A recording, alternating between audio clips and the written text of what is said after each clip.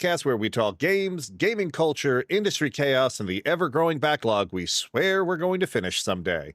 I'm your host, Ed, also known as the Altaholic, and this month we've got a packed episode because we're diving into some of gaming's biggest debates, biggest regrets, and biggest missed opportunities. But before we jump into today's topics, I want to go around and introduce my other co-hosts and friends. So I'm just going to start right there with Tess.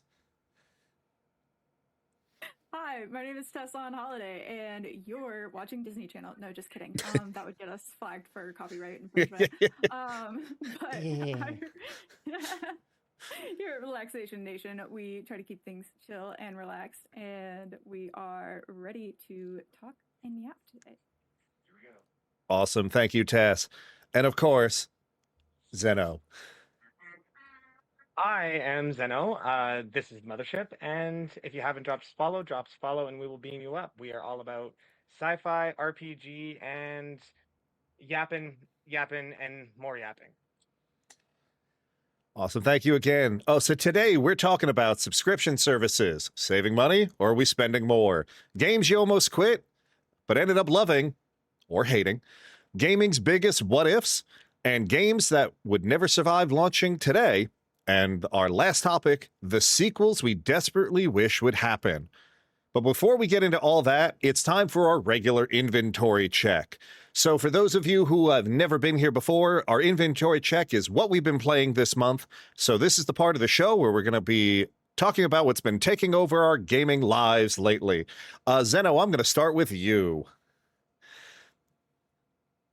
Lately, I've actually been. It's changed from the last few streams because I've been trying to get back more into my sci-fi. So I've been doing a lot of Star Wars stuff, a little bit of Destiny, and a lot of Wuthering Waves, or woo-wah, as some people like to say. I'm enjoying it for what it is. Genshin clone, if you would. And I think Monster Hunter, because Monster Hunter is lots of fun, and Terraria, because got to play that once a year for like 2 months. Awesome. Thank you. Tess, what about you? What have you been playing lately? We're doing a throwback, and by throwback, I mean repeat. We're doing Baldur's Gate 3 again, but we're doing a Evil Honor mode run with my friend Ashley. And then we're also playing Elden Ring again, but I'm attempting to get a mod working. And Tip was kind enough to provide me some YouTube tutorials on how to do that. Awesome. Yeah, I have also been diving into woo-wah, apparently is what the kids are calling it, myself. So Wuthering Waves. I've been playing Pragmata off stream, really loving that as well. A little bit of Trackmania for when I want to like not have my brain turn on, but I already know I started it today on stream because it just came out a couple of hours ago. Starbites is going to be my new addiction. That game is phenomenal, highly recommended, and yeah, I can't wait to play more of it. Pragmata looks fun. Is it fixed now? Oh yeah, we no problem. Okay, I'm good. I think I'm good. Prairie evil choices are good sometimes. Supro with you would know. Also, Super Trackmania, what year is it? I don't know. It popped up on something where it was like, hey, do you want to try this? I was like, I like free stuff. And honestly, it's not terrible for when you only have like 15, 20 minutes and you want to turn off your brain. Sometimes I like to watch the car go fast. And hello, gamer, welcome in. But yeah, so our first topic is subscription services, saving money or spending more. So let's start with the one that's quietly attacking all of our bank accounts. Subscription services. We've got Game Pass, PlayStation Plus, Nintendo Switch Online, EA Play, Ubisoft Plus, and hundreds and hundreds of more, it feels like. At first, these sounded amazing. You pay one monthly fee and you get access to hundreds of games. And honestly, it sounds like a dream. And for some people, it obviously is. Game Pass especially has changed how I have discovered games. I played titles I never would have spent $60 or $70 on because they simply were there. There's no risk, there's no guilt. You just download and try it. But the real question is, are we actually saving money or are we just spending differently? Tess, I'm going to start with you. Something differently. And I say that mainly because I do have a Nintendo Switch Online family membership, so that way I get all of the DLC that they release, as well as their like throwback consoles Mm. and access to go to other friends' Animal Crossing islands. But I have used my Switch 10 times this year, so am I really getting a bang for my buck there? Maybe not. Maybe if I can convince myself to ever undock my Switch. But I do like the Xbox Game Pass, especially if you have the one that is both console and PC. Mhm. Do I currently have it? No, because when they doubled their prices, I said this isn't worth it anymore. Especially because I, tend to play like 2 to 3 games a year, not anything bananas. Now, considering on if they're going to have Legends of Aincrad and Fable 6, I may switch back to Game Pass, especially with their really sick Nitro deal right now. Doing the bundle between Game Pass and Nitro, that was actually a genius ploy on their part. Yeah, no, I don't disagree, especially because like they raised the price and then they bundled in like Fortnite, and it's like, oh, that's great. I don't play Fortnite. I don't care. Before we get into Zeno, I want to throw in a couple of things that I've seen in chats from Super Professor. Subscriptions have diminishing returns when you have multiple and spread your time more among them. 100%. Want to get a Switch 2 so badly. I mean, yeah, kinda. I have one too. I played Donkey Kong. I think I haven't turned it on since. Those 2 hours of Mario Kart World on your birthday probably being the only time you use the service this year. Honestly, fair. Probably about the same. If you stick with just one platform and ended up utilizing enough, you can make a lot of sense. Yeah, 100%. And I don't think I missed anything else. If I do, we'll keep on going. But Zeno, what do you think? Subscriptions, yay or nay? I'm sorry, you're muted, my alien friend.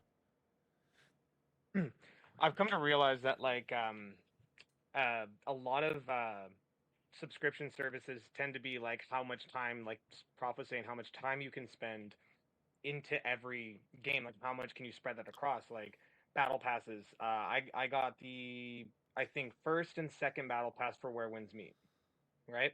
Now you can do it on a monthly basis because they usually last about a month, but the shorter the battle passes last, the longer the more money you have to keep paying into them. Yeah, it's only about like $15, so it's about half of a subscription for, say, Call of Duty, spending upwards of like 30-ish bucks, right? But if I'm not playing that game and getting all of the battle pass stuff out of it, or getting all of the subscription stuff from like the premium battle pass out of it, then is it worth continually paying every single month? Am I going to only play that game and spend the allotted time I need to get all of that out of the battle pass?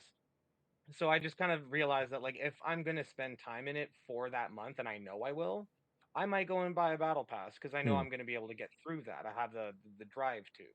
But as for continuing that for a long-term basis, because people will go like, "Oh, I'm gonna keep this subscription going for the next 10 years and never end it."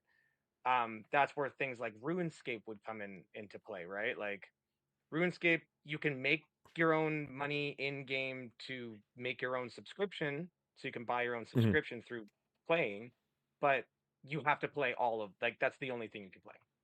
Like, that's all. Like, you can't play anything else. You have to play RuneScape all the time.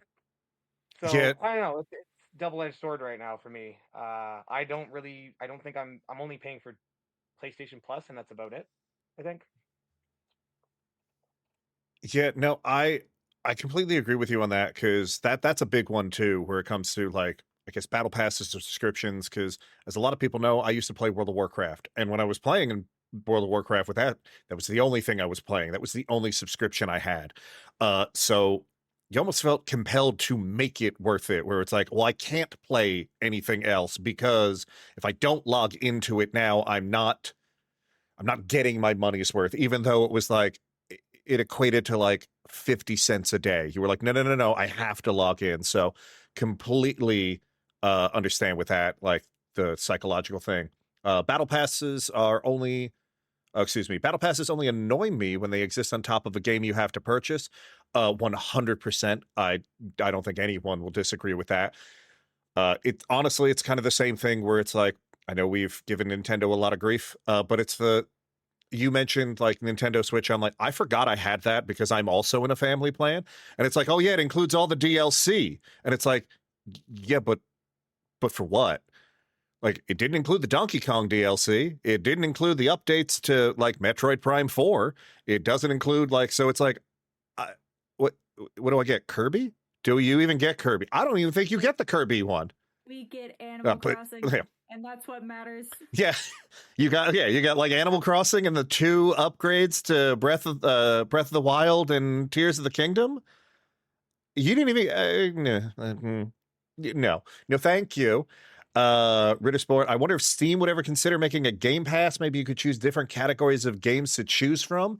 I mean, that would definitely be interesting, but I think the way that Steam does their family sharing is actually the better thing for this. Like, yes, what is not a subscription-based thing, but the fact that you can have up to 6 people share games, and as long as no one is playing the same game, anyone can game on anything in those accounts. So like, I have people on my family account that are 100% totally my family, and they have access to my library, and they could play all 600 and something games I have on Steam. The only caveat is they can't play the game I'm currently playing at the same time, unless it's a multiplayer game. And then I have the option to sit there and be like, yeah, you can play with me, which I think is, in the long run, the better option. Because like, yeah, like, I am probably the outlier when it comes to the average gamer, and most of the streamers, I think, maybe like Tess is there, Zeno, I think you're kind of about the average, where the average person buys 2 to 3 games a year. I know I'm above that, but that's just the life of streaming and the fact that I'm bad with money. But like, I just kind of stopped because, it just comes to the point where it's like, my backlog's too big, spending too much money. Look, completely understand that, but if you want to learn more about it, you could read my book about backlogs, available on Amazon now. Shameless self-promotion. But like, yeah, I feel like subscription services, especially video game ones, have become like Netflix for guilt. Because like, even with the backlog, you sit there and you're like, I feel like I do the same thing with Game Pass, which again, full disclosure, I have not paid for Game Pass yet because of other things that I have purchased have come with Game Pass, and I've just stacked those things on. So I don't think I have to buy Game Pass for the next like 2 years. But you scroll for like 45 minutes, you download nothing, and then you still feel behind. And I think that's the biggest issue with like subscriptions is you don't own anything. The games rotate out, the licenses expire, potentially entire game libraries disappear. And unlike a backlog where you're building a collection, like subscription services, you're renting access. And some people, yeah, that's fine until their comfort game leaves. And it's just like, okay, it's gone, packed up its bags and moved out. So like, aren't we all just renting games now anyway, since everybody's built into their clauses that you don't have like ownership of your digital rights? They can revoke those anytime. So I mean, if we could argue that, but at the same time, those licenses have been in the same wording since the Atari 2600. It's just now with the internet, theoretically, that's easier to take it away. Technically, no one has ever owned a video game. You have owned the media that it comes on. So congratulations on your Doom floppy, which I still own. But like, there's a bunch of things where it comes down to that, where it's like, I trust Steam and Valve more than I trust Microsoft and Sony, because at least they have come out and said, if the service is ever going to be shut down, we are exploring ways of giving you access to your games. Sony's never said that. Nintendo's never said that. Microsoft has never said that, specifically when it comes to digital copies. Absolutely. Which is why I support them more than anybody else. There's also a reason I download all of my games and keep them on an external, NAS, because if it does go offline, I could just click into offline mode. I still have everything. So, but like, will the servers really go down for good? For certain things, unfortunately, yes. Things I think can only be on the servers for a certain amount of time. And as much as we all love Gabe, from Valve, eventually that man is not going to run the company. So I'm sure he's going to pick a successor that will think like him. But if he's not there, that doesn't mean that they're going to listen to him all the time. So there's always things that are possible. I never thought I would see the day where a video game console would go up in my lifetime, but here we are with that. So I don't like saying nothing is impossible. And I know we'll talk about it later because it's my critical miss, but I didn't think I'd see the day where Destiny 2 would just sit there and be like, yeah, we're just going to change our roadmap. By the way, we're having one more release. Bye-bye, guys, but you can still play it. We're just not going to... We're in crisis mode, for lack of a better term. Yeah. So will it happen? I mean, eventually, yes. Nobody thought EverQuest was ever going to be unpopular. And then World of Warcraft came out. And we don't have to talk about EverQuest 2. So yeah, like, I get it. It's weird. I like it for the convenience, but I also do miss the days where subscriptions were also like $5 a month, because I feel like that's the way that it should be. Even 15, but I digress. Anyone else has any other topics, or do I miss anything? But the Game Pass with the Discord Nitro, things like that, I think is a little, like Tess mentioned that earlier as well. That's where it's starting to get into, I guess, more value, because there's another thing. Even if I don't download any games that month or play any games that month, it's like, hey, you know what? I'm using Discord every day. It'd be nice to have those Nitro benefits. Zeno mentioned RuneScape, still on the $5 a month plan. I didn't know RuneScape still existed, yet alone had a subscription. So that's news right there. It's going to be interesting. We're living in a definitely probably the golden age of gaming, but also the not so much at the same time. But go ahead, Zeno. I just think that it's interesting because I know a few people are still on the old plans, because Jagex was very smart with how they did it with loyal members and stuff, and people who were consistent with it. So it's just interesting. For I mean, I guess Canadian subscriptions, American subscriptions are also a little bit the pricings are different for them too. But yeah, it's not that expensive to keep a RuneScape subscription. But what was interesting was the bond system changed. So originally you could feasibly buy a bond for about 1.5 million to 3 million at most. And that was an actually attainable amount of gold even for an average player. So you could easily keep your subscription going through generalized gameplay. But then unfortunately, oh wow, 1 million loyalty points. Jeez. But eventually, they were the economy of the game. I don't know when the choice was made, but essentially they multiply by 14. So I think they're 14 million per. And when you calculate it all out, it's something like 22 billion gold needed to be accumulated every year, in your account, to continually keep that 1-year subscription. So you would mainly just have to play to keep the subscription up, rather than playing, questing, and enjoying the game. So, but I understand that. Loyalty is important to them, right? Anybody remember the days of Adventure Quest? Jeez, those were the days. I don't think Tess was born yet for Adventure Quest, and I'm not even saying that in an ironic way. Yeah, I was like, that means nothing to me. But then, of course, you also said ever something or another, and that meant nothing to me either. All right, everyone, it's been a pleasure. No, yeah. ever something? Ever? How dare you? Yeah. When I was your age, Pluto was a planet. But aside from that, I also wanted to bring up the fact that you can now get gaming and mobile gaming with your video streaming subscriptions as well. Like Netflix and Crunchyroll has that. And so I was pulling up Crunchyroll's just to kind of compare.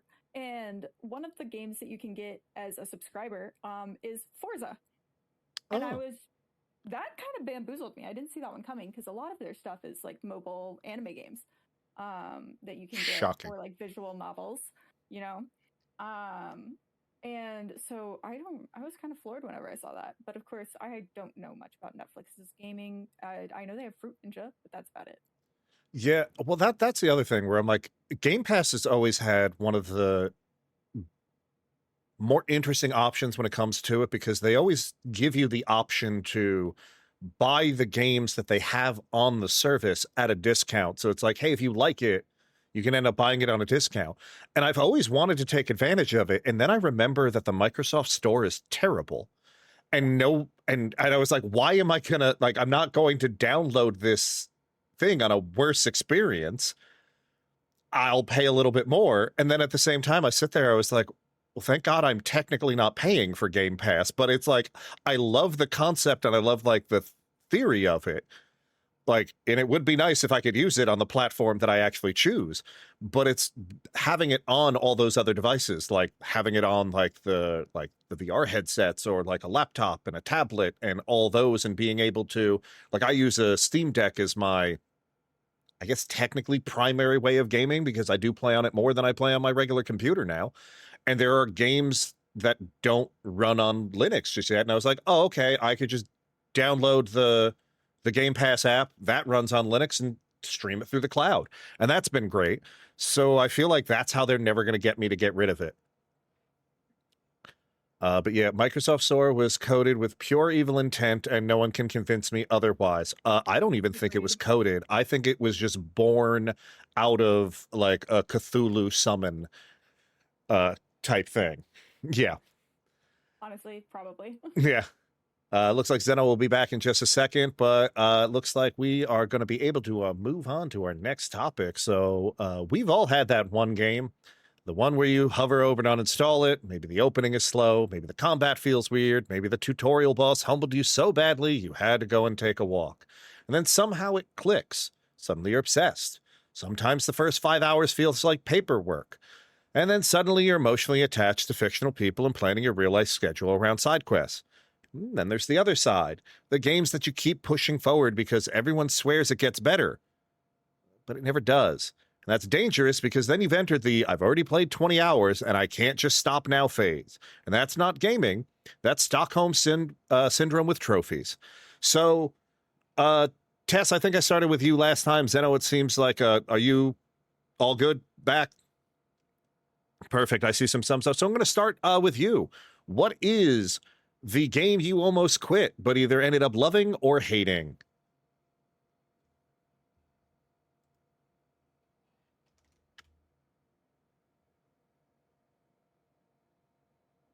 And I'm not sure if you're speaking, but you are muted again if you are, my friend. Me? Oh, you're Yes. starting with me? I thought Yeah, sorry. It's all good. My bad. A game that I didn't initially like that I ended up continuing anyway. Oh yeah, either a game that you like didn't like at first, but like for some reason you powered through and you're like, hey, you know what? Like you ended up loving, or a game that you were like, why am I still playing this? It's terrible. That's gonna be Ark Rise Fantasia. That's like the only game I think like my brain. Oh man, I guess I was young then, but like even now, like I go back to play it, I'm like, oh, I don't want to do this again. Because it's a cool game. The story is really interesting. The voice acting is a little hard to deal with because of localization, but I digress. There's a lot of things like that. Doesn't not a deal breaker. But my goodness, was it a hard game to get into. Like I barely got past the first boss because it just fundamentally there's no tutorial, there's no real thing to kind of tell you. There is, but it's very vague and terminology is weird. And I couldn't deal with it. I put it down. And then I was like, but I have to beat it. And then once I got past that first little crab boss, it was like cinema, because then I got it. I had to train, I had to grind in between levels. It's a JRPG, but I just didn't expect to have to do all that. And yeah, no, I almost put it down, and I got through the whole thing, beat all of the bosses and the hard ones, and it felt better because then when I went to look up people who had played the game, not a lot of people liked it. Hmm. Not a lot of people liked it. Yeah. I've even rarely to this day seen somebody who's even knows the game. Honestly fair. But looks like before we go on, Ritter Sport, Xenoblade Chronicles 2 made me laugh out loud when a tutorial pop up 40 hours into the story for an integral mechanic of the game. Oh my god, yes. Don't we can go talk about that for hours on end in and of itself. But Tess, what about you? What is a game that you either didn't like at the start but powered through and ended up loving, or powered through and sat there and went, why did I do this? So, or both. And this is funny, because it's one of my top played games, or like most hours spent in game, and that's Disney Dreamlight Valley. Because I have spent hours upon hours in that game because I wanted all of the what they call like Dream Path collectibles, but I didn't spend enough time in game actually using said collectibles. Like I didn't usually decorate with them. I didn't like customize my character with any of the things that I was getting. I just wanted to collect those items, and in order to collect those items, you have to grind for them if you don't want to pay for it. So I would spend anywhere from like 10 to 15 hours a weekend trying to get all of the tasks done, the menial tasks, like go around and mine or grow a specific crop or do that kind of thing in Disney Dreamlight Valley. And typically like 2 or 3 hours into like trying to do my Disney Dreamlight Valley chores, I was like, I hate this. I'm tired of this, Grandpa. But if I want to be able to finish the like battle pass equivalent for Disney Dreamlight Valley, I'm gonna have to sit here and do this for days. And so that's mine. Did I finally get out of that habit? Yes. Will I go back? Probably yes. 100% fair. I understand that. Looks like our friend Despero, for me, it was League of Legends. Sir, everyone has a love-hate relationship with League of Legends. I don't think even the people who play it actually like the game. It's just like, that is Stockholm Syndrome. You don't even get trophies on that. Super Professor, wasn't sure about Clair Obscura when I first started, but it is also amazing. I prefer Smite over League. Tess was on her grind set on grinding the grindstone. Yeah. So yeah, I've been thinking a lot of this, and there are a lot of games that I can probably sit there and go, why did I play this? Because so many people have told me to play it, and it's like, oh, it's like an incredible game, and it's like, no, it wasn't. But I'm trying to think of one, like, and I've been trying to do it a while, where I was just like, I am not going to enjoy this. Why am I still doing this with my life? And I think the only one that I can like come to mind with, that like comes to mind where I was like, I don't think I like this. Like, why am I doing this? Is The Witcher 3, ironically, because starting it, The Witcher 3 starts slow as hell. It's boring. It assumes like everything is a tutorial. And then you go into like, you don't know what's a side quest, what's a main quest. And like, don't get me wrong, I love The Witcher 3, now from a story perspective. But it took me 2 or 3 times of restarting The Witcher 3 to sit there and finally go, I'm going to force myself to get through this because everyone says it's amazing. And I'm not going to say it's amazing. And that may be sacrilegious to some people. It's good. It's a very good game, and I think it is very of its time. And I really do think that like I'm more excited about Witcher 4 coming out because I feel like modernizing that and then giving me something where it's like, you know, I don't know. I'm more interested in that storyline than I was in what I got in Geralt's for that time. It's a good game. It's a fun, RPG. And for the people that sit there and go like, hey, you know what? I want to spend, 2, 3, 4, 500 hours in a game. Sure. I don't have that kind of time anymore. I would love to know, I would love to know the narrative. I don't need the yellow paint to give me like where everything needs to go, but it would be nice to know what the story is. And while I don't know if people hated it or if it was just, what's the word I'm looking for? More people like throwing on the bandwagon when it comes to like, oh, don't play this game. It's terrible, blah, blah, blah. That I ended up really enjoying. And again, it is nowhere near like a masterpiece or a really good, like it's a good game. It's a fun story. I liked Star Wars Outlaw. And there are so many people out there that would sit there and be like, this game is terrible. Why are you playing this game? Don't do it. And I'm like, because it's fun. Yeah. I was like, it's fun. Like I was afraid the reviews had me shook a little bit, but I don't know. That's interesting. Yeah, and I will be honest with it's one of those things where I'm like this could be a topic in and of itself for like another podcast when it comes to like the reviews versus like what you actually like, because it's the same thing where I'm like, I really liked South of Midnight. If you look at like the reviews and what people like talked about like that, you would think it was like the biggest dog shit game like that has ever come out. And it's like, yeah, I mean, I think that's part of it. I also think a part of it is just people sit there and they're like, there's the racism aspect, there's the sexism aspect. I don't know about that for me. Yeah, Watch Dogs 2, only heard negative things about it and have a blast. I am not going to say that, like, again, to go back to Star Wars Outlaws, it is not a perfect game. It is not the greatest game of all time. I won't even say it's a hidden gem. But if you like Star Wars and you like, for lack of a better term, Ubisoft style games like Far Cry, you're probably gonna like Star Wars Outlaws because it's those two things combined. I've never heard of South of Midnight. Highly recommended. It is an amazing game. Yeah, it is a wonderful, wonderful like love letter to like Southern Cajun and Creole culture.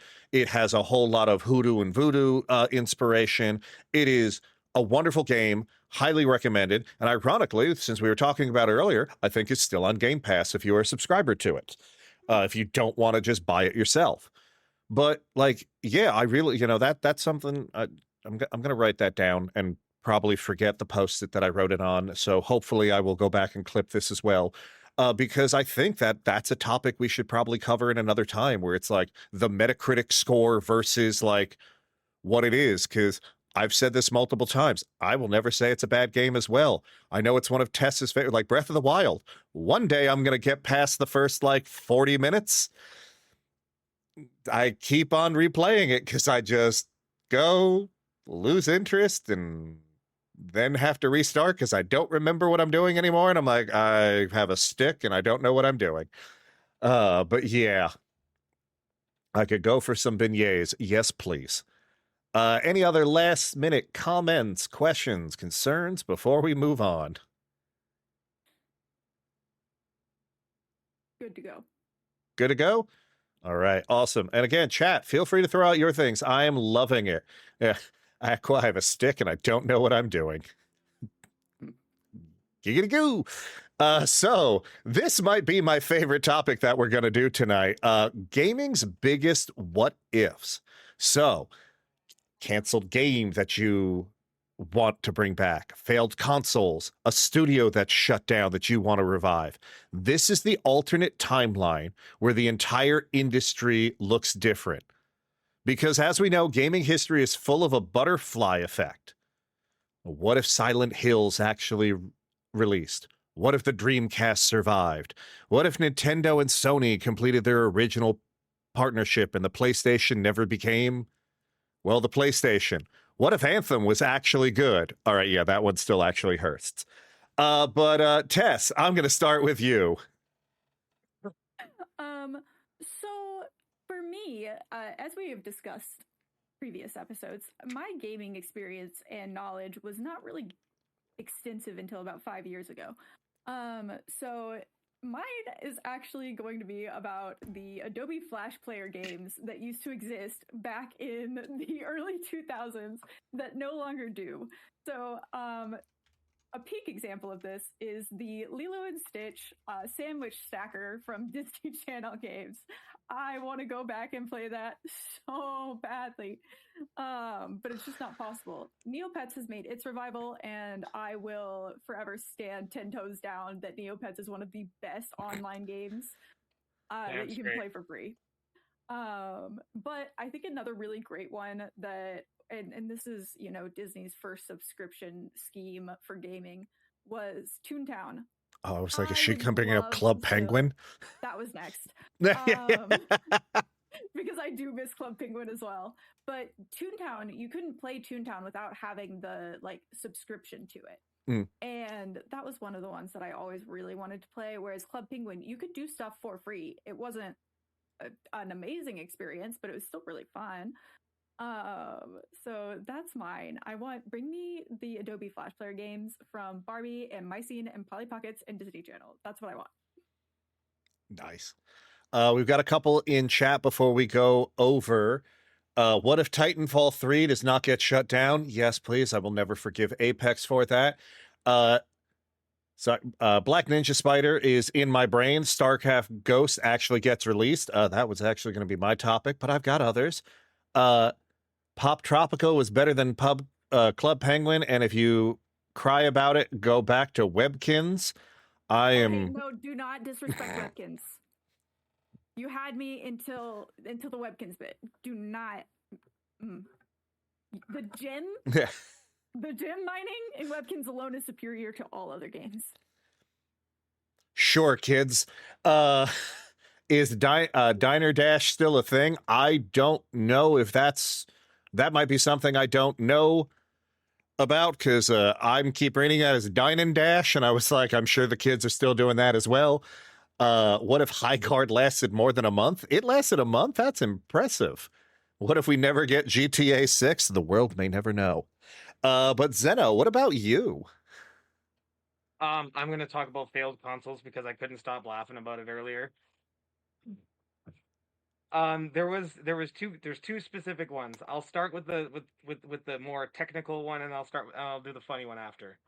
The Google Stadia. Oh, okay. Yeah. You guys remember that random little, I don't even know if it's still like purchasable, but from what I gathered, yeah, I don't think so. Yeah, I don't think so either. I think they just were like, you know what, it's done. You know, we tried, it didn't work out. I think it was because they couldn't get people to put their games on it, like major ones that were like important. I think they might have had a Call of Duty or two or something, but basically it was like a subscription-based gaming service, like quite directly, and they basically sent you a controller and this little like almost like an Amazon stick box or whatever, right? So, and as you know, like there's gaming on like so many streaming sites now, weirdly enough now. So there's that like Google Stadia was kind of pointless. It was going to be pointless anyway. But the factor was is that it was interesting that the only people who bought it at the time like were mostly in rural areas. Which was like just interesting because it's like it's a subscription base, so it was really reliant on your internet connection and all that other stuff. So why were they buying it? Why was it marketed to them mostly?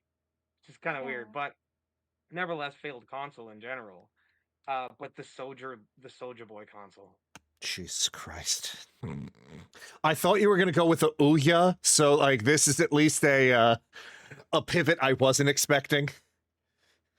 He released in like what 2018 to 2022, so this would have been just like in between the pandemic, so the worst, but also kind of the best time to do it. But there was no advertisement for it, obviously, right? Like he didn't really work a lot on advertisement. But then when he came on to like I think it was like a Breakfast Club or something, it was one of the talk shows that rappers usually go on. But he starts talking about like how I was making consoles before everybody, and I'm like, what do you Yeah. mean you were making consoles? And when you look up what the actual console is, it's just Yeah. an emulation box. Uh-huh. Yeah, it's like the cheapest Temu like product you can get. Like I won't lie. I loved the fallout from that because that was my soap opera. Like watching the people buy this, sitting there going, guys, this is never I will fully admit I never thought it was gonna happen. And then I mean, I guess technically it happened because he shipped something, but it was like, congratulations, you sent a Fama clone, which for those of you who don't know is just a computer that emulates Nintendo NES and Famicom games and things of that nature. And it's like, yep, this is your console. Oh, And he was selling it's it on AliExpress, yeah. which is the most known like knockoff Yeah. site, more than even Temu. Like, come on, man. Jeez. And then recently he did this is the last thing. Recently he did attempt to sell Like the upgraded handheld. consoles like the Soldier Boy Game Flip.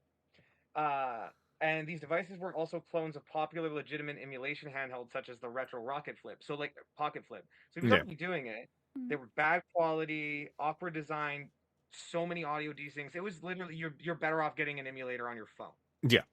At that point, like you're in any shape or fashion. And I think he also had a legality problem because the devices were coming with preloaded Mhm. ROMs.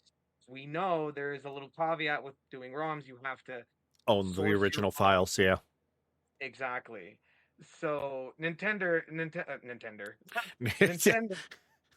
um, definitely like they went after him for it, and obviously they didn't make it off the floor. It didn't make it off the cutting floor. But yeah, like I don't think like things like that could thrive. But you did say something interesting. The Dreamcast, though, I think it could Mhm. just it could compete. Well, yeah, like again, the Dreamcast unfortunately suffered from two things. One, it was way too ahead of its time for the majority of its features that people couldn't even take advantage of it or care about a lot of it because it had the it had a modem built into it. It had multiplayer for online gaming as well as, four-player co-op split screen. But then the thing that it was behind the times was copy protection. Because you could just burn a regular CD, not a DVD, just a regular CD, and put the game in there, and it didn't check to see what it was. So you could have an entire Sega Dreamcast library for the cost of a couple of dollars in CDRs you got from Circuit City. And I will not say that a bunch of my friends and I used to borrow each other's discs so that we can expand our libraries. But I will say that at one point, I did have the entire collection of Dreamcast, and I did not pay for the entire collection of Dreamcast, but I paid for most of them. And when they announced they were going down, that's when we just started. Oh, okay, we're going to get everything. I want to see Tick Shop Shop basically her. What if the TI-83 was never able to run Super Mario? You got it to run Super Mario? Mine always lagged at Doom. So I also want to point out a couple of things. One, you mentioned the Stadia, which I think is another one where it is 100%, if it released today, instead of when it did release, I think it would definitely succeed now. It was basically a Google Chromecast that instead of you sending the game to it, it was cloud-based gaming. The difference between the Stadia and something like Game Pass is you owned the games that you went on it, but they were Stadia copies. So basically, instead of buying it on the PlayStation store for your PlayStation, you bought the Stadia copy. But the Stadia copy was able to go across different ways of it because you could play it on the Stadia itself. You could get it on your phone. You can get it on a tablet. Anyone that had a Google or a device that could run Google, you could get it on there. Which it was basically like its own little Linux box, but for cloud streaming. And ironically, like you said, I think the thing that killed it was at the time, it wasn't technically marketed for those regions that were buying it. They were buying it because it was cheaper, and unfortunately that area that has more rural internet is also not usually the most affluent areas of the country. So sitting there and being like, hey, for $49 is what I think Stadia launched at, you can get a controller and a Chromecast. Even if you just used it for the Chromecast, you were winning. You got your Netflix, you got all those things, and then you buy a game or two. Ironically, Destiny 2 was on there, was one of the more popular ones. But as you said, over time, it never grew and it never took off because people weren't buying people weren't buying the Stadia versions of those games. It's like have like a huge library of exclusives either. Yeah. So it was like we're very much relying on companies to reach out and say, hey, we'll put our game on there. Destiny at the time, I believe, wasn't owned. Like Bungie didn't get bought out yet. No, yeah, it was after this, yeah. Like, we'll give you gameplay, put more people on our game. I don't care. Put more people on our game, right? Yeah. And Xbox Cloud, Amazon Luna, already had huge ties to like gaming ecosystems. So there was no need for that extra person to come in and just be like, hey, we don't need you, man. Don't worry. We got it. Yeah.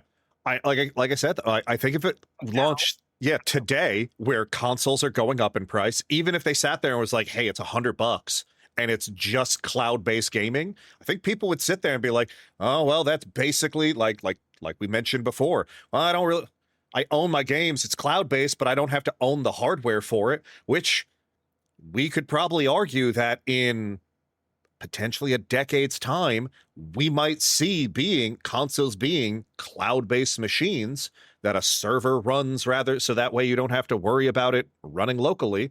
But it'll be interesting. Before I talk about a couple of the games that I wanted to, because I saw Tessa's face when I mentioned the Ouya, which I think is a very interesting little thing. So the Ouya is a footnote in gaming console history. It tried to shake up the console industry. It was a Kickstarter. It was one of the most successful Kickstarters at the time it released. It was an Android-based box. It was a set-top box. And the entire concept behind the Ouya was every single game that is available on it was a free, you could play as a free demo. So you can download anything, try it before you buy it. And it was a homebrewed machine, which means you could put anything you want on it, such as emulators or things of that nature, but there was no developer fee either. So if you wanted to publish something to the Ouya store, you didn't have to pay for it. So you got a lot of Android ports and things of that nature. The problem is A, it is the worst designed controller of all time. B, it was an Android box. So what ended up happening is about 50 to 60% of their library was just Android game ports, and people were like, well, if I could get this on my phone, I don't want it on my TV. That it was not the greatest. I'll send you the video. I'll put it in our Discord, because people are reviving the Ouya now because it's just like hysterical to see. They're like, we want to bring it back. And they're trying to get like a full game library, because the one thing that I think Ouya did right in their promise was you should be able to try something before you buy it. It was trying to bring back trialware. But we mentioned it earlier as well, and I do know that Black Ninja Spider is apparently in my head. Also, have a good night. Is StarCraft Ghost. For those of you who don't know what StarCraft Ghost is, Tess, StarCraft is a game series by Blizzard. It's an RTS, or a real-time strategy game, and one of the units is called a Ghost. So it was kind of like a sniper that also had telekinetic powers and can go invisible, and it's based in like a futuristic space scene. Ghost was you were going to play as one of those characters in either a first or a third person shooter, depending on what decade they said, because this game was in development, then canceled, and then brought out of development, and then in development, and then back out for like 2.5 decades. And when it was originally announced, StarCraft was at its height. In fact, at the time, StarCraft was more popular than the Warcraft franchise. So it's interesting to me, like if that game comes out, does that become the next big thing? Where does Blizzard go? Do they get bought out? Do we, instead of getting World of Warcraft, we get World of StarCraft, and we actually get like a Warcraft 4 instead of, well, we'll continue the storyline in World of Warcraft up until the Lich King, and then we're just going to take a hard pivot and we don't talk about the lore of World of Warcraft anymore.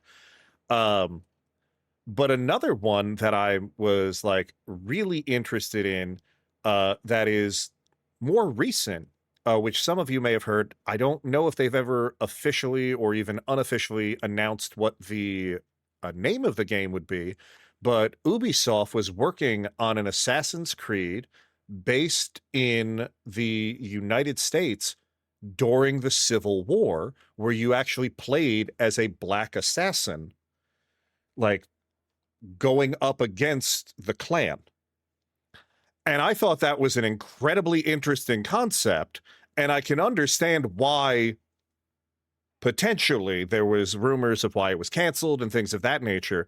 But I think that would be an incredibly interesting, just like time period and thing to see, with the backdrops of, you know, unfortunately with everything going on in our oh so United States.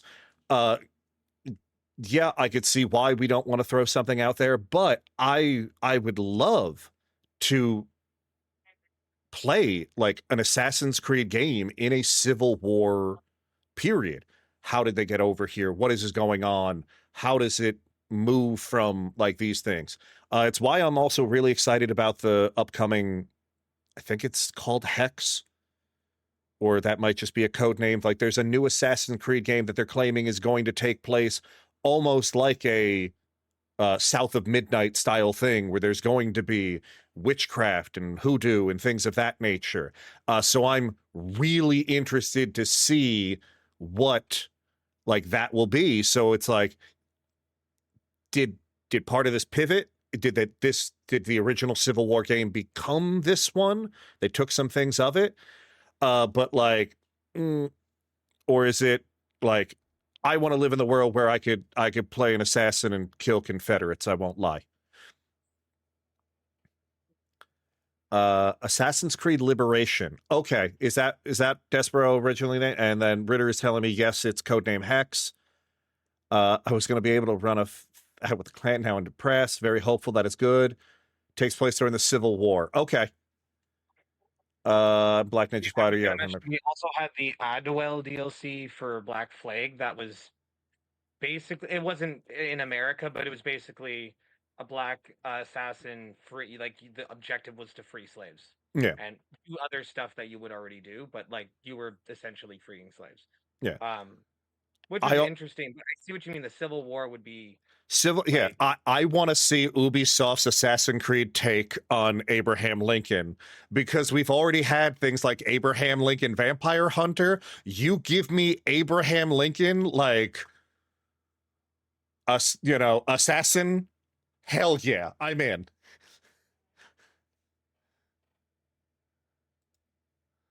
All right.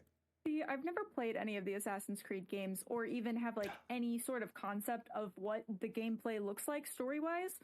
And Sneaky, stabby. Which is what I'm gathering, but I didn't realize that there were so many different like versions or storylines. Yeah. And so now I'm like, maybe I should look into that. Oh yeah.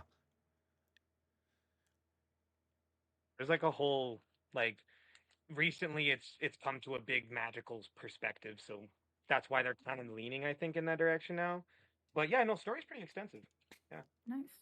Yeah, honestly, like if you've never played any of them, you may want to wait a little bit, just because the remake of, or resync, or whatever the hell they're calling it, of Black Flag is probably going to be like the best jumping on point if you've never played an Assassin's Creed game, because Black Flag or Assassin's Creed 4 is incredible. And you're not only an assassin, you're a pirate. And yes, please. I do like pirates. Yeah, the Assassin's Creed is the game where you can fistfight the Pope, and that is not a an exaggeration. That's a canon event. Yeah, Tess, you would 100% enjoy it. You know what, guys? We're gonna make her do it. Don't worry about it. But yeah, anything else we want to jump in on this topic? Nope. Good to go. All right. So this topic is probably going to get dangerous fast because nostalgia can make people defensive. But let's be honest, some classic games would get absolutely destroyed if they launched today. Not because they may be bad, but because modern internet culture is ruthless. Like, imagine the original Pokemon launching today. Why is the inventory like that? Where are the quality of life features? Why does this random trainer ruin my entire afternoon? Or early JRPG grinding. People would riot. There's no autosave? Where are my quest markers? What do you mean there's a random encounter every 6 steps? We've got different standards now. We've got different expectations, and there's different audiences. And honestly, some games only work because they arrived exactly at the right time. So, Zeno, I'm going to start with you. What is a game that you think would not survive launching today? I mean, I've got a few, but I'll start with the funny one. I don't know if you remember, you might remember this, Alto, or anybody who played on the Game Boy at the time. There was a video game called, actually, was it even on the Game Boy? I don't remember, but it was the Lion King game. Oh, yeah. Why did you? I was going to talk about that one. Don't worry, I think we all had that one written down. I'll let you take most of that. I was just going to mention it because it just popped into my brain. I'm like, yeah, that would not survive, and I'm sure Tess will tell you. Yeah. But another game I think probably wouldn't survive, like socially speaking. There's this game. What was it? Not Crazy Taxi. I think some of the old GTAs. Not gonna lie to you. Some of the old GTA, like Vice City and stuff, and some of the older ones. Like, yeah, if they what I mean is, like, if they launched and nobody knew what they were, like if GTA started its franchise today and they started on the type of content and scripting they had before, oh my goodness, man, parents were gonna be up in arms. I mean, they were back then, but I mean now they'd be like, oh wow, why would you say that insensitive joke? Because I mean the jokes were pretty off. Like some of the scripting was like, wow, you chose that. But early 2000s, right? But not all of them. I think like GTA 4, like with the Russian, or was he Russian? Nico Bellic. Yeah, I think it was Russian. Yeah. At least Eastern European. Yeah, it was the Eastern European guy. That those ones were, you could relaunch those today. Those are a lot more similar to how we deal with things. And yeah, there's some edgy humor in it, but my God, some of the older ones, like they were pretty heavy. Conker's Bad Fur Day would be canceled too. Oh, Des, yeah. thank you. That was in my head. We talked about this the other day. Conker's Bad Fur Day was vulgar, and I know they tried to do a remake of it recently, but I don't know if it ever got off the ground. Like I've heard about it, and then it was in development, and then I think it was only remastered for like Xbox and digitally. I don't think it ever got a physical release for the remake of Conker. Or at least like I don't even know if it was a full re-release or if it just was like an upscaling type thing. Oh, Hot Coffee. Oh no, you know what? That's totally right. Hot Coffee alone would have them canceled. I mean, they tried to cancel it at the time because of Hot Coffee, so yeah, 100%. We also had somebody. What are these? Oh, British Sport. I'm sorry to say this, Skyrim for me. You know what? Honestly, I don't think you're wrong. I don't think Skyrim in its, I don't even want to say current state, because its current state is only exists because of Bethesda modders, but that's most Bethesda games. But yeah, like if Skyrim potentially released like the what was the other remaster remake that they just did of the Elder Scrolls? It was oh god, why can't I think of it? Oh, Oblivion. Oblivion, yeah. If it released like Oblivion did, maybe. But like original Skyrim, absolutely not. Oh, Yeah, no. Like, why can I see the corners like that? Yeah. The trees, they don't move. Why? Yeah, like patch 1.0 Skyrim. No, that people would riot today. But Tess. Actually, I'd say Witcher 2 or Witcher 3, because Witcher 3 was not in a Witcher 3 was in the glitchiest possible state it could have been when it first came out. I mean, yeah, it went from 0 to hero pretty quickly. It was like every other CD Projekt Red release recently. What? Who said that out loud? I did. But Tess, what about you? What do you think? So the Game Boy Color Lion King game. Because why was it so, one, ridiculously hard, but two, why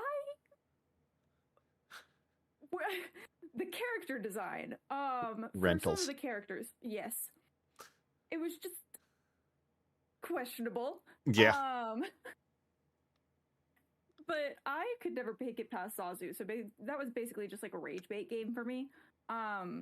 So if you know anything about the game, that's like maybe like 15 minutes into the gameplay. But hold on, I don't. Yeah, well, you do know why it was so hard, right? No. So it was Blockbuster.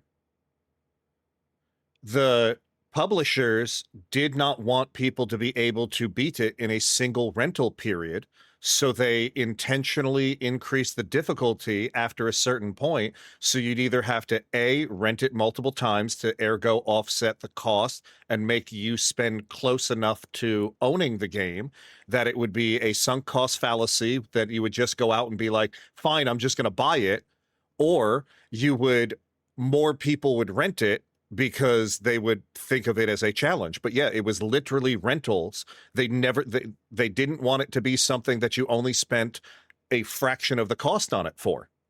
That's so frustrating. Yeah, that's why you have like the NES, SNES difficulty is because of Blockbuster and rental change. Yeah, that was a game that we owned, but I didn't even know that you could rent Game Boy Color games from Blockbuster. I lived in the middle of goddamn nowhere. So that was not something that you had access to. Again, it might have been Blockbuster specific, but part of it is also because the Lion King released a game for every platform, and most of them were just ports. So the Super Nintendo and the Sega Genesis were like, if they were going to be hard, might as well make the Game Boy one hard too, because it's just de-pixel it kind of a thing. Yeah, like Ninja Gaiden, the Ninja Turtles game, like they were all notoriously hard because they did not want you beat it. They wanted you to sit there and be like, oh, I've already rented this like 2 or 3 times. I still haven't beaten it. It's for X amount of money more. I might as well just buy it. And then you end up buying it. Yeah.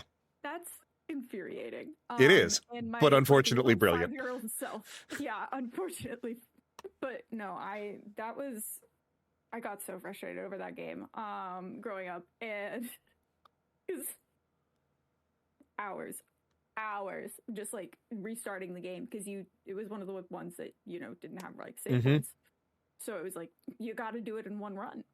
The other one that I want to talk about though, and it's not necessarily because I don't think that it would do well on the internet. I think it would become a like weird live stream meme for TikTok basically, is the Guitar Hero for the DS. Oh yeah. The handheld, yeah. Yeah. Because you're just like sliding on, like I feel like TikTok Live would go nuts with that. Yeah. Bring back the Power Glove. That was the beginning of my tendonitis. I swear to God. Pulling that tiny stylus like this. Yeah. Oh God. But I just think that would be something that like Gen Z would be all over today, is like live streaming the handheld Guitar Hero. Yeah, because like I'll be honest, I've never played it, but I've watched people play it, and it's just fascinating to see. Because I was like, "What? Who thought that this was a great idea?" One of Like, the A, games I've 100%ed. yeah, and B, like, first of all, I was like, I've always had fairly large. I was like, there is absolutely no way I'm rocking and rolling. Like, no, like, what are you doing? Ukulele Hero Ritter Sports Test. Oh God, that's hysterical. We got a couple of things before we got why most arcade games used to be insanely hard was to stop you from playing and linger. Yeah, that's where the term like quarter munching comes from. They were intentionally designed to get you to spend as much money as possible. Despero, Star Wars, Knights of the Old Republic 1 would do bad as well because its gameplay was considered dated even back then, and the pacing is, yeah, that is 100%. Sims releasing the original today with its ancient UI and limited customizations, people would lose their mind after 20 minutes. 100%. Like again, we could all just talk about like NES and SNES and like older games where it comes to that. The one that I actually was thinking of is the original Resident Evil. And the reason for that is like the game exists of its time. No one likes tank controls. I don't care what you say. You're nostalgic for tank controls because we didn't have any other options. Not being able to move in a correct space, having to completely stop in order to shoot something. No, people would hate that. Not being able to independently control your camera because it just didn't exist because of the technology at the time. I think Resident Evil, the current ones, are great as well. I also, again, I have nostalgia for the first Resident Evil, but there is absolutely no way that if Resident Evil 1 released today, that it would succeed. People would look at it and they would go, this looks like crap. This plays like crap. I don't understand this. Like, it's not going to do it. Someone said something similar where it's like, if GoldenEye 007 released today, it would flop. The controls were terrible. And the controller, again, was designed for three-handed people. The FPS controls didn't exist at the time, so it was just trying to figure things out. Like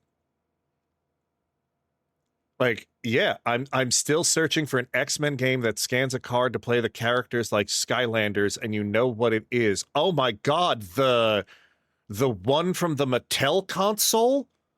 The Hyperscan? Are you talking about the Hyperscan? And why did you unlock the name and the ability for me to remember what the fucking Mattel Hyperscan was right now? How dare you, Chaos? Yeah, Chibi Robo. Oh, that's a game I played through and progressing. It was like walking through molasses. It had so much charm. Can we agree though that shooting someone's gun out of their hand in perfect? No, yeah, no. I'm not saying that there weren't good things about these. Like again, the original Resident Evil game, I have incredible nostalgia for. I cannot go back and play Resident Evil 0 and 1 now because the controls are bad. I will fully say that. I don't want to play them. I want capture. I want, like, same thing with Dino Crisis. I want remakes or remasters of those that give me analog controls and real movement. Because no, I lived through those things. Ocarina of Time. Yeah. Ocarina Honestly, of Time that's probably another one that, like, would not survive today. You're not wrong. Which is funny because it's one of the most beloved Zelda games. I mean, story-wise, yeah. Yeah. Oh, yeah. Gameplay-wise, modernly, can't make Well, it through it. Yeah, and that's the whole thing. None of these, like, again, it arrived at the right time. I'm not saying we didn't know any better, but we didn't know any better because we had nothing. Like, the things we were comparing it to were worse. Like, do y'all remember the NES controller? It was square. Tell me that's the ergonomics of who the fuck designed this. To be fair, I feel like that's pretty much standard across all Nintendo consoles. Yeah. Nintendo, has never cared about ergonomics. I will give you that. But, like, again, we didn't know any better until we were like, oh, it fits. We make it into a square. Yeah. You think we could make that into a square? Like, yeah. The development team was probably like, "Yo, can we just please put like curves on the side of the Switch?" And they're like, "Fine." Yeah. Well, that's all that. Even gamers said it. Like, the SNES controller rocks. I don't know if it rocks, but it's a hell of a lot better than the square one. At least I'm not sitting there being like, oh, I look like I got stigmata right now because I've been playing Ninja Gaiden for too long. The N64 was the peak of ergonomic diet. Someone banned that man. Ban him. Yeah. Again, I've said it before and I will say it again. The N64 was designed for people from Xenos' home planet and nobody else. Yeah, 3 hands. Like, even when I came to this planet, I'm like, why did you design a controller with 3 hands? I mean, I'm a kid though, seriously.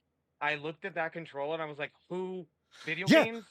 Why are there 3? Am I supposed to play this with another friend? Like, is he supposed to hold half of it?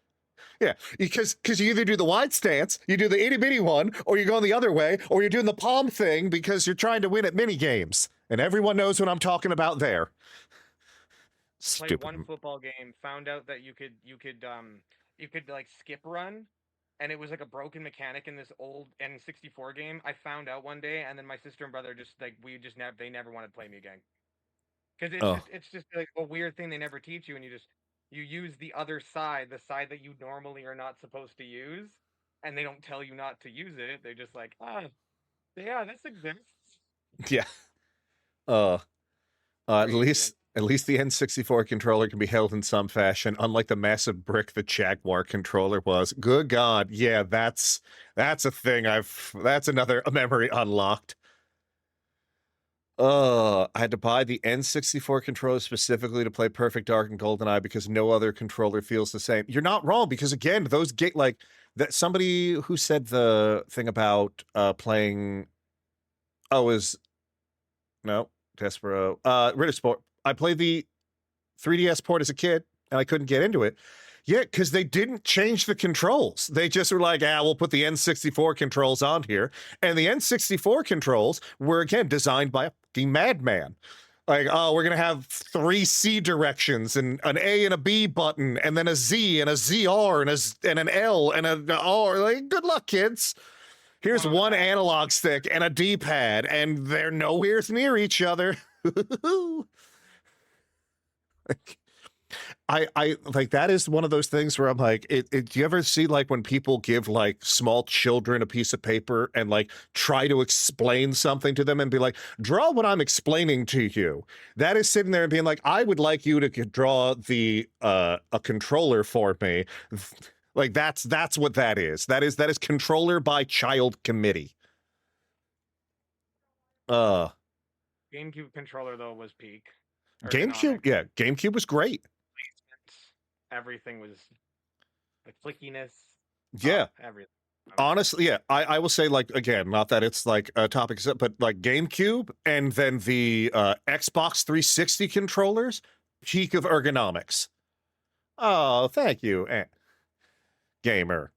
But anything else before maybe we do a controller tier list one of these days on the podcast as well. That would be so funny.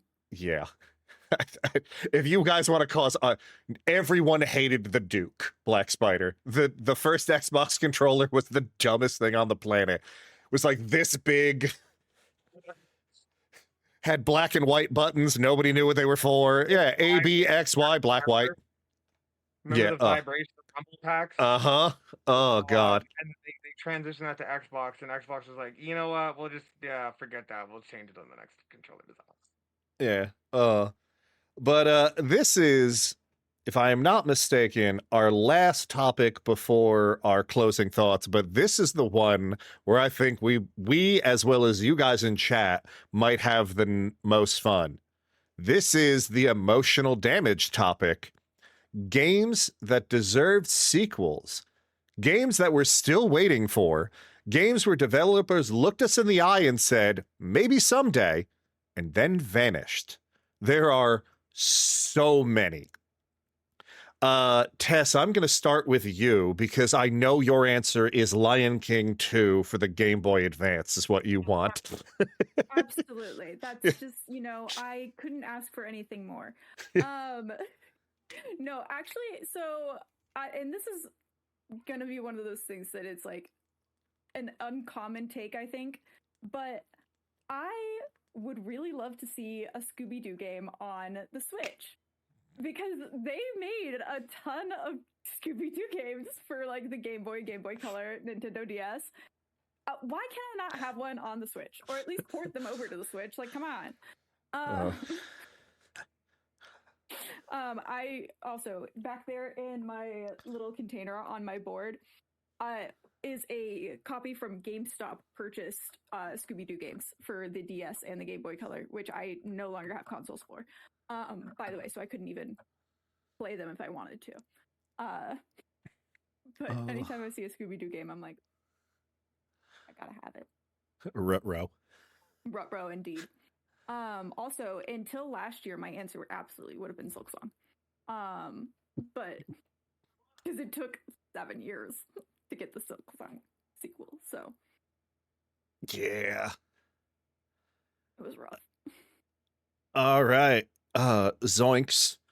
Thanks for that. I was not expecting it. A couple in the chat. Chaos. Sly Cooper 5 needs to happen to explain the ending and Lurch the movie. We're gonna solve that mystery. Despero, yeah. Titanfall 3, Half-Life 3, Infamous 3, Second Son was a bastardization I will not stand for. And Sonic Adventure 3. Okay. I'm picking up what you're putting down, especially Titanfall 3 is I will never hate the people who like Apex Legends, but I will hate them because Apex Legends lives because Titanfall 3 died. But Zeno, what about you? I will rapid fire the first two, and then I kind of want to chat a little bit more about Kingdoms of Kingdoms of Amalur and more than the other two. But one thing, Tony Hawk's Underground. Okay. Don't remake Pro Skater. Just make a new Tony Hawk game. I've heard that there's one in the works right now with Tony Hawk himself. So, just pray it's better than Skate, the new Skate game. Which that's a whole. They tried to put advertisements on billboards in game for real, like real advertisements for like Reese's Pieces. I don't even want to touch that game with 10-foot pole. Pokemon XD Gale of Darkness. Okay. We got Coliseum, right? Which was good. Established the premise of Shadow Pokemon. And then we got Pokemon XD Gale of Darkness, right? The only place in Pokemon that's currently using the Shadow system is Pokemon Go. Yeah. And they've expanded the lore a lot more than Nintendo themselves have, like Niantic themselves. So it's kind of interesting that we still haven't gotten a game that more relates to that, but they keep pushing in more gimmicks like terrestrialization and I mean megas were already a thing before, but I digress. Nostalgia sells. Yeah, no, XD Gale of Darkness, well done game, even for the GameCube, right? And introduced a mechanic that was simple but also slightly competitive and could still keep up. I feel like if you put a Mega versus a Shadow Pokemon nowadays, it would be a pretty interesting fight. and then Kingdoms of Amalur uh, Reckoning, because they did the Re-Reckoning, which was just a remake of the game, Yeah. which, I enjoyed it. I played for the most part, but they the reason it didn't get a sequel was because the studio spent so much money on that game that they were expecting a turnout. Well, they spent so much money trying to turn the game into an MMO that couldn't launch Yeah. as an MMO. So they got stuck with a big empty game. Not empty, but like it looked like it needed to be filled with players. Mm-hmm. Just felt like that. And it really deserved that sequel because the lore building was like it. Like I think the guy had written I think it was like 10, he said like it was about like 10,000 years worth of history for the game. And he's the guy who wrote the lore for the game is a well-known writer at the time. I forget his name right now. But at the time, R.A. Salvatore. Yeah. Yes, that's I'm pretty sure that's the name. That guy wrote the entire lore for that game and basically did it under the guise that this game was going to be a long-running thing. And when the studio spent basically all of Rhode Island's like they had a fund that they were supposed to do to get more jobs, and the studio said, "We'll make more jobs if you give us the money to make more jobs." And it ended up costing them a ton of money, and they ended up bankrupting. And I think the rights to the game went to THQ Nordic, and then it got sat on until the remake. And I don't think we'll ever see a sequel in that series or in that universe at all. Yeah, no, and that is it's a phenomenal game. If you guys haven't played the Re-Reckoning version, I highly recommend it. It's a very good one. But yeah, that is also another one that is such a product of, I don't want to say a product of its time, but the circumstances around that, like, yeah, like you said, it was originally supposed to be an MMO that was then turned into a single player game, which honestly, I think the turning it into a single player game was a step in the right direction. But then it also releases, it released between Skyrim and something else, and you're just like, oh, this was like the worst possible timing. But yeah. Was released right near Skyrim, and we all know how that went. Yeah. So, any room for this big world anymore, right? Mm-hmm. But R.A. Salvatore, that guy worked hard on that lore. I'm telling you. Yeah. I'm looking at a couple of other ones. Kid Icarus Uprising. It's so good, but getting that man to have enough time to make a sequel between Smash Brothers is impossible. Revamp Battleborn and make it a sequel. Mega Man X10. Sorry, like seeing 10 and knowing that it. Mega Man's naming convention is weird, but yes, a new Mega Man X game. Yes, please. When is that coming, Capcom? Apparently someone went streaking with Tess. I'm so mad Fallout New Vegas 2 was canned by Bethesda. Yeah. Like, that's a whole different thing. For me, there's definitely a couple that are, like, again, like Titanfall 3. I would love a new Titanfall game. But there's 3, like 2.5 really, because like 2 of them I can kind of combine because there's like they're newer ones. Sleeping Dogs needs a sequel.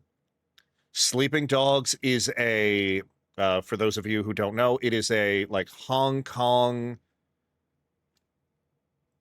You're an undercover cop in Hong Kong and you're like uncovering these things, but it's like open world. It's almost GTA of the time-esque. It's a phenomenal game. It incorporates like action, like RPG combat and like wonderful storyline. Sleeping Dogs needs a sequel. Days Gone is another one, but unfortunately I know that has come and gone. Especially because of Sony, but we'll talk about that later at the end of the show. But Days Gone, like the time was there. Like it released, it didn't really do that great. Oh, don't worry, Stranger Than Heaven is already on my wish list. Like Days Gone, like is a really, really good, like it's a really good zombie game in general, but it is also just has a a real like the horde system that is in there. It is such a shame that like doesn't exist. I don't know if you know anything, because Tess, I see you looking around. I don't know, like we don't know. So the horde system that they have is like it's not like a traditional zombie game where you like go in guns blazing. You can, but the more noise you make, the more the zombies will actually like come, and they don't come like one at a time or like two on there. You'll get hordes of tens, if not hundreds, and then what eventually feels like thousands of things just like coming at you. It's terrifying when you like look back at some point and you're like, all right, I'm gonna like leave this area, and you finally get on your like motorcycle and you're like, all right, I got half a tank, and you think you're in the clear, and then you turn back and there's like 60 things darting at you. You're like, gotta go, and you're like, I hope I have enough to get to like the safe house, and I'm gonna tell you, you probably don't. And it's the most interesting thing I think people have done, because it's just like you feel that terror when the horde, like you'll see them around, you're like, you like there is consequences when you make too much noise. We all know Valve can't count to 3, Despero. Stop asking for things like Left 4 Dead 3 and Half-Life 3. You know, Portal 3. Valve can't count to 3. It's why they didn't name it the Steam Controller 2. It's just the Steam Controller, because now they don't have to worry about a third one. Oh, God. It sounds like Tess's gaming nightmare. Honestly, I'm a grown-ass man, and the first time I saw a horde in that game, it was my fucking nightmare, so it was phenomenal. I loved it. But I would love a new entry in the Breath of Fire series. I think the time has come now. Breath of Fire is a classic turn-based RPG, but the main character turns into a dragon. So instead of fighting dragons, you are the dragon. Yeah, you're basically, you know, like it's Were Dragon. Like you're a dragon man. Like it's really cool. Like highly recommended. They're of their time, but I want a modern one. Like Breath of Fire is a phenomenal series, and the time is now, Capcom. The time is now. The time is now. But yeah, like I feel like a bunch of these, like we talk about them and it's funny because like it's like Bigfoot. Like, oh, they're coming. They're gonna do it one day. And no, they're not. And it's sad. I'm gonna be a big streamer and privately fund these games. Look, if that's what it's gonna take, Des, I am right. I am right there with you. Like, please, everyone, go support Des if that's what it's gonna take to get all of these games in private funding. So yeah, guys, if you just want to kickstart the Press Start Together podcast, we will get these games off the ground. I would do some dark stuff for a new Chow Garden, sir. Okay. But yeah, you know what's interesting though, and I feel like it's another topic we should put in potentially for next month's as well. Spiritual successors, I feel like, are becoming a really big thing when it comes to games now, especially because of like, I don't want to say it's easier, but there's the barrier to entry for a lot of these indie developers and like even solo developers is lower now than it used to be. So I feel like we're getting a lot of people who used to be fans of things that are saying, oh, the big studio's not going to do it. Fuck it, I'll do it myself. And they make these spiritual successors to things like what was it? Oh God, why I need to look at my Steam library real quick because it starts with an E. I know that. Please hold. Your call is important to us. Eiyuden Chronicles, the spiritual successor to Suikoden. And like people like we don't have to talk about the spiritual successors to Mega Man that was kickstarted. Some of them are good, some of them are not. But I think it would be interesting to see, like, yeah, 20XX is a lovely to see as a Mega Man. Yeah, that's the good one. The other one, like Berserk Boy, being another like spiritual successors. So maybe that's something we talk about there. And then that way, Tess, we can find you your spiritual successor to Club Penguin. Yeah. We find like, we're going to kickstart a game and it's going to be Otter Island. It's going to be phenomenal. That would be so fun. Yeah, see? I love otters. That would be way better than Club Penguin. Who needs Club Penguin? How dare you? Penguins are adorable. They are, but otters are better. Just because they have pockets. Yes. All right. Correct. I mean, pockets. Yeah, I mean, look, I'm not going to say that pockets aren't cool. Like, I have also said that everything on the planet should have pockets. I wasn't a Seinfeld fan, but hearing that a belt with pockets, so when you're naked, you could still have pockets, honestly, I would fund that. Where else am I going to put my phone? Anyway, moving on to our closing segment, we call this Critical Hits and Critical Misses. So for those of you who have never been here before, it is the best and worst things happening in gaming right now. So I don't remember who I started with before, so I'm just going to go with Zeno. What is your critical hit and or critical miss for this month? Critical miss. I think it's definitely it's Sony. It's Sony. I can't ignore it anymore. It's Sony. Just bad decision after bad decision after. I mean, not that it's not in their track record to do weird stuff, but wow, guys, like what direction are you deciding to go? Like, I get like, oh, we want to bring more people to our system, but if I bought a system, like, do cars depreciate when you leave the lot? When you take you take it and leave the lot, it's depreciated, right? So how are they able to charge more for the same system? Somebody tried to tell me, oh no, it's not the same system. They did different things to it. These systems are different. They don't have the same glitches as the original systems. They used the same excuse for PS3. When they canned the first gens and said, well, no, we're gonna make it more affordable for you guys, and it ended up being like near the same price. And it was smaller. It had less features. You couldn't do backwards compatibility. There we are. And now they're selling us disc trays. So you tell me, why would I want to pay $1,000 for a system I paid $700 for? Like that's a huge markup percentage for a regular system that should have depreciated by now since it's been well over 6 years, like well over 5 years. I don't see how any of that is defendable. Like, I still play because I have the system. There's nothing else I really have right now. Computer doesn't really do much, but it doesn't change the fact that I am, oh God, I cannot wait to get a PC because I will never have to look at this thing again. Yeah, there are so many issues with Sony. Just, I think this month, again, like you said, the raising of the console pricing. Yes, I know every technical console is raised in price, but Sony's was egregious. We talked about this before, but they're also raising the price of PS Plus or PS Now. I don't remember whatever their subscription service is for new customers.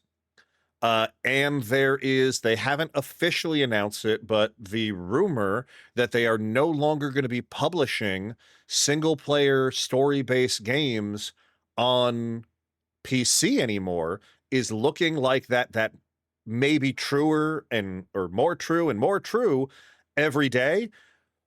What in God's name is going on at that company? Where, like, look, especially because the one for the PC, like, again, I have personally bought all but, I looked the other day because I was talking to someone about this. I bought all but 3 Sony published games since they've come out. And it was like the 2 of them were like the visual novel, like choose your own adventure type games where I'm like, that's just not my style of thing. And one of them was Sackboy. And I was like, I don't want to play. I don't care about Sackboy. And sorry. It was and then Lost Souls Aside is the only other one I haven't because it didn't look good, and then the reviews said it wasn't playing well, and then it didn't play well on the PlayStation, and then the port apparently is even worse. So I'm like, well, I'm not going to buy it until you fix it. And then apparently they just abandoned the game. But I digress with that. But there's people that are out there that are, I don't even want to say trying to defend it, because like there's like, oh, well, the reason they're doing it is because PC gamers never bought like these like Sony games. The average it took for them to port a game from the PlayStation to the PC was 2.5 years. It took an average of 2.5 years to get the game. The hype for things died down in this industry within minutes, yet alone days or months. I know some of them were 4 years later. People are going to forget you exist. The only reason things like The Last of Us had a surge after the fact is because of the TV show. Or else, honestly, like we would have probably forgotten about it. Like I loved the ones that have come out. And if you see that those numbers are there, and if I'm not mistaken, I think at one point they said 20 to 30% of the sales were PC for a lot of these games. That is a huge chunk to leave behind. Now, yes, some of them didn't sell well, and I will be fully honest with you. I own 2 of them. One of them is Ratchet and Clank Rift Apart, and the other one is Uncharted 4. Why the fuck did you give me sequels to franchises with no ways to play the other ones in them? If I didn't already play Uncharted 1 through 3 on the PlayStation 3, there's no way I would have bought Uncharted 4. Oh, yes, let me see the emotional conclusion of the Uncharted series, but I don't know who any of these characters are, and I don't care about any of them. No, you're not going to sell those. Not to mention, how dumb are they going to be? You see how much sales increased not only between PlayStation 5, but also PC when it came to Last of Us 1 and 2 because the TV show was running. God of War is getting a TV show. People are not going to go out and sit there and go, you know what I should do to play the God of War game? I should go out and spend $700 to $900 on a console to then spend $70 on a game. You're out of your fucking mind. People aren't doing that. No one ran out to buy Switch 2s because the Mario Brothers movie or Super Mario movie came out. No one bought more of them. In fact, the Switch 2 isn't selling as well as Nintendo expected. The movies don't do anything. The TVs don't. People want to play on the things they already have. We're in a goddamn recession. Stop taking the good things away from us. Yeah, Astrobot. I want to play Astrobot. I'm not buying a PlayStation to play Astrobot. That's stupid. And if you guys have the disposable income to buy a system to play one game, more power to you. I'm not going to be bitter on you. I'm not going to do it. Not to mention, you still technically, correct me if I'm wrong, Zeno, you still technically cannot play the entirety of the backlog of Sony or back catalog of Sony on a PlayStation 5 currently. Wait, sorry, what was the question? So, the PlayStation 5 still cannot play all of Sony's back catalog. Is that correct? Yeah, no, they can't. Yeah, I could still jailbreaking their systems though. Yeah, and just putting the PS3 UI and PS2 UI on their system. Which not that I hate. I'm not encouraging anyone to jailbreak your system, but people are doing that, and I think that might be another reason Sony's pivoting so right corner. Because the moment that people start doing that, they can make the consoles completely obsolete, which has happened with the Switch 1. I can imagine that's another reason you would pivot and make a Switch 2 that doesn't seem all that different, but you've changed certain things to make it harder for them to do these other things that you didn't like before. but can't force them to. I don't know. I don't think it's a good idea all the way around. Because one, we have like none of the PS2 games, none of the PS3 games. Yeah. We get like an occasional PS3 port over to a 4, or to sorry, we used to get them to the 4, Yeah. but now that the 5 has come out, there's no Yeah. attempt. It's all just okay. Just make sure we can make either a PS5 version of a PS4 game, or now we're just making PS5 games. So Yeah. and it's weird because they definitely planned this out from the start of the PS3 or PS5 because there were no games when it came out. It was No. play your PS4 games a little bit better. Yeah. Yeah, and that's the one reason, like, again, I have never been a huge console fan. Like, I have never expected backwards compatibility, but I've on a console, but I've always expected it on my computer because, like, I could still install fucking DOS things in 2026 on my current computer. I don't need to go out and buy additional things to do it. Like Des said in the chat, you want to use PS3 just to play Little Big Planet 1 and 2 because it can't be played on a PS5 without owning Little Big Planet 3, apparently. Like you have to go out and buy old hardware to buy old, like to play old things, which, yeah, but no, because they're digital anyway. So like, meh. But we could talk about this all day. What's your critical hit? My critical hit would be what was the game I was just I think it would be the fact that there's a lot of games coming out like with their 1.0 versions. Like it's not that it's happened recently, but we're really getting close to like Monster Hunter's new DLC that's coming out. We're getting close to Pal World's new release for their 1.0. I mean GTA 6 at some point. Fable's coming out soon. Yeah. Forza 6 looks insanely good. Like Horizon 6 looks insanely good. So like I mean, I can't play it because I'm on PS3 or PS5, sorry. So I mean I gotta wait until it either comes out or just if I transition on to PC, then maybe get it then. Yeah. But realistically, lots of games coming out, lots of new stuff. Terraria is coming out with their crossplay update soon, so definitely 100% going to be playing with lots of people. Yeah, it is. We are. I will say it. We eating good for a lot of games. Like you are not wrong at all. But Tess, what about you? What is your critical hit and or miss? So my critical miss is that generative AI has become something that is so common now in games, from AAA studios to indie games, and they don't disclose that until after the fact that it's been released, which really upsets me because I think that we should be able to make those choices before purchase. Like if we want to be able to like partake in generative AI produced games or any like sort of AI use in games. So that kind of is upsetting me, especially because one of them was like a library game.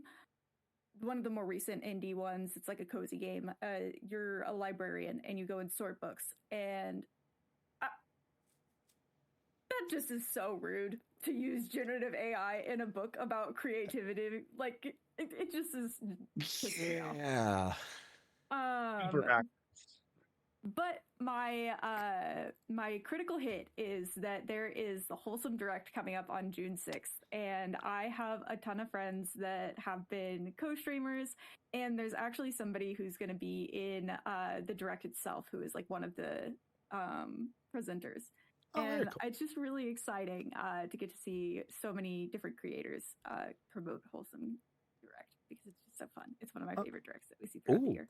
I didn't even know that was a thing. When is that coming up? June 6th. Okay. That's really cool. Yeah, I'm excited. Yeah, we talked about Sony ad nauseum for critical miss. Another one, again, we mentioned it a little bit earlier. I think, again, it's not really a miss. It's more of a critical sadness. Again, for those of you who didn't know, it was announced today. Destiny 2 it's not going offline. It is going into, for lack of a better term, a maintenance mode. The next update to Destiny 2 will be the last update.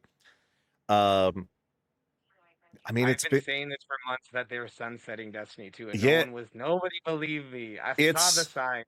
yeah, it's unfortunately it's it's unfortunately coming to an end as far as new storyline things of that nature, but on a more positive note, to at least that this critical sadness is the servers are staying online. They do have a large amount of things that are planned for it. I am still excited about what is going to be coming out with it. It will be sad to see it go, but at the same time, Destiny 2 gave us 12 years of content. So I have to give credit where credit is due, especially because the original plan, if I'm not mistaken, that like Bungie's original timeline was only for 10. So they kept it going past what their original thing is. This current expansion, Renegades, I will say, has been some of the most fun I have had in Destiny 2. Yes, a lot of that is because it is the Star War, and I like the Star War, but it is really fun. Zeno and I have played together. Des and I have played together. I think Sauce has played with us too. Like, it has been a whole lot of fun.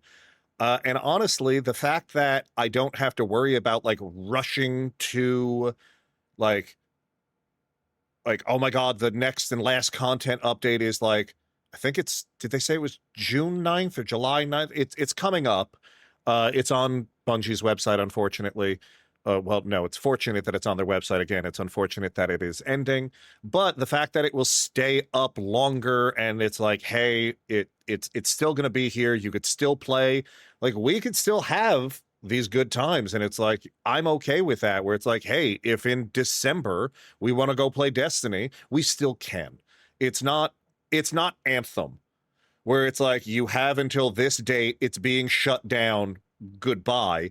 Especially, I think this is another good call for them because they just had a big resurgence from people coming in because of the Humble Bundle that was last month or the month before, that was benefited not only getting people in the game, but the Bungie Foundation.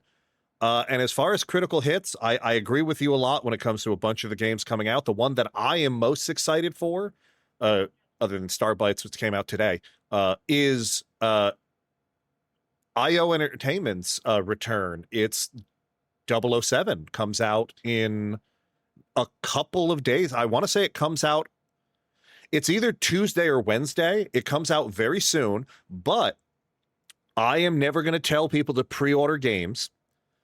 But they're also doing something that I think is really, I don't want to say good, but really interesting. If you already know you're going to buy it and already know you're going to play it, I was able to get a discount code for it through Fanatical. So if you're playing on PC, I would go that route.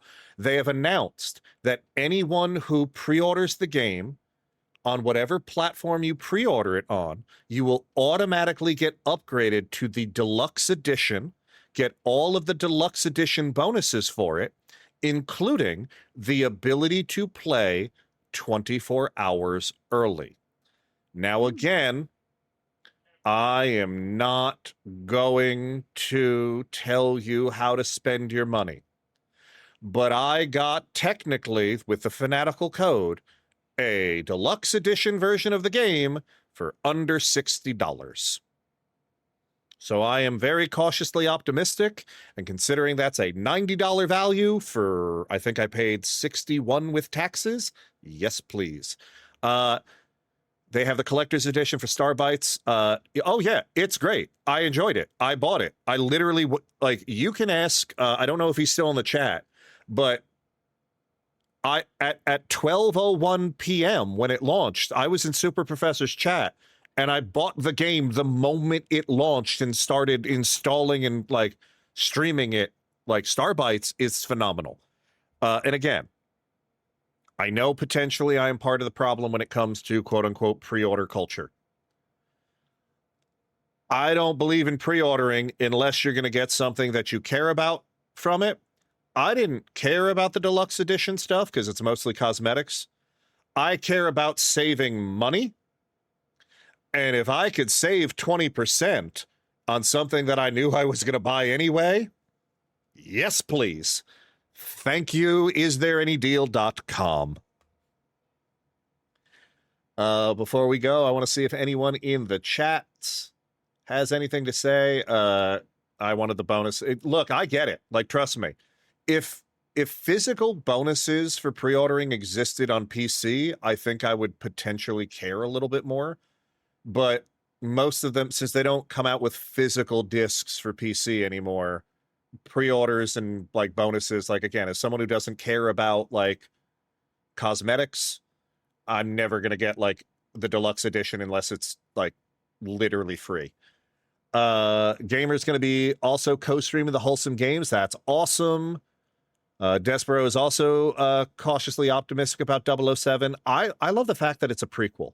Like, it is a prequel to the novels, and I think that is going to be really interesting. Been burned too many times by pre-ordering. Yep, that's another reason why if I'm going to do it, I'm going to do it on Steam, because Steam has a wonderful refund policy. But I digress. Is there anything else we need to hit on before we do our outro? No. So, before we do our traditional outro, Tess, where can people find you? You can find me on all major social media platforms at Tess on Holiday. Awesome. Zeno, what about you? You can find me on Instagram at Zeno's Cantina, and Twitch and TikTok as Zeno's Mothership, as well as YouTube, Zeno's Mothership. The only thing that's different is my Instagram. Nice. And you can find me, I am the Altaholic with 2 L's, on Twitch, YouTube, Threads, and Instagram.